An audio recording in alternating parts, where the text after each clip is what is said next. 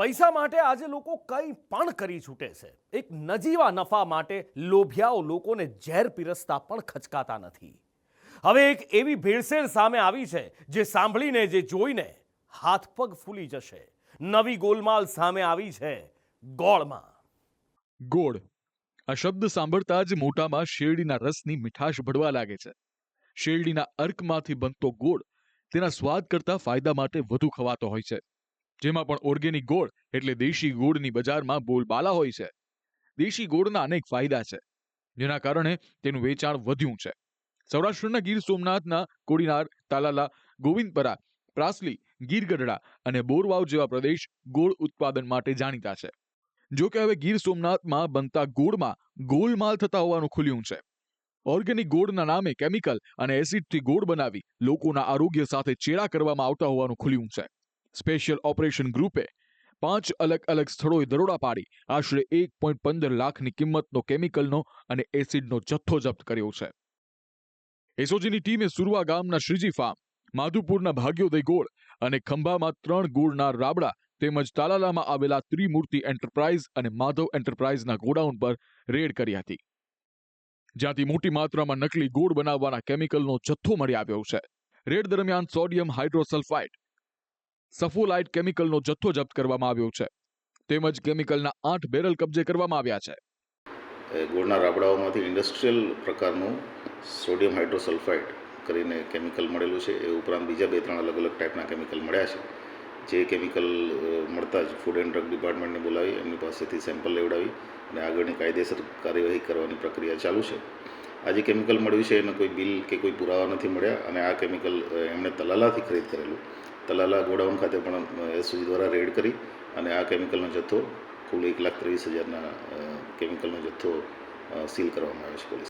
Food and drugs વિભાગની ટીમે તમામ સ્થળેથી ગોળ અને કેમિકલના નમૂના લઈને તપાસ અર્થે લેબ ટેસ્ટિંગ માટે મોકલ્યા છે.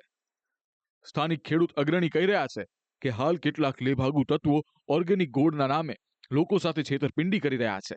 ઓર્ગેનિક ગોળ બનાવવો મુશ્કેલ હોય છે, તે સરળતાથી બનતો નથી. તેમ છતાં મોટા ભાગના લોકો પોતાનો કેમિકલ વાળો ગોળ ઓર્ગેનિક છે તેમ કહી લોકોના આરોગ્ય સાથે ચેડા કરે છે. જે લેભાગુ તત્વો છે અત્યારે ઓર્ગેનિક કરી અને આમ જનતાના જીવન સાથે છેડા કરી રહ્યા છે.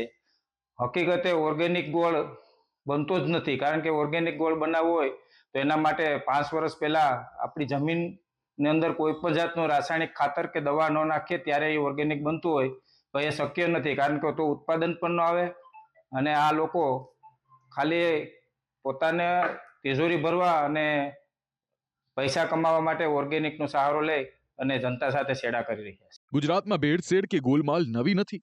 એક દિવસ પહેલા જ રાજ્યના ફૂડ એન્ડ ડ્રગ્સ કમિશનરે માહિતી આપી હતી કે 1 વર્ષ દરમિયાન 263થી વધુ સ્થળે દરોડા પાડી 362 ટનથી વધુ અખાદ્ય ચીજ વસ્તુઓનો જથ્થો નાશ કરવામાં આવ્યો છે, જેની અંદાજિત બજાર કિંમત 10 કરોડથી વધુની હતી.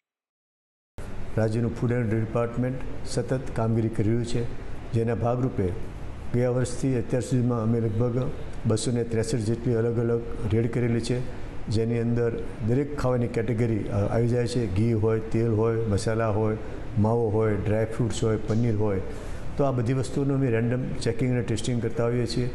તો ગયા વખતે જે આ 263 જેટલી રેડ કરી તો એમાંથી અમે લગભગ ટોટલ 362 ટનથી પણ વધારે મટીરિયલ જપ્ત કર્યું હતો, તો નાશ કરાયો, જેની બજાર કિંમત 10 કરોડ જેવી થવા જાય છે.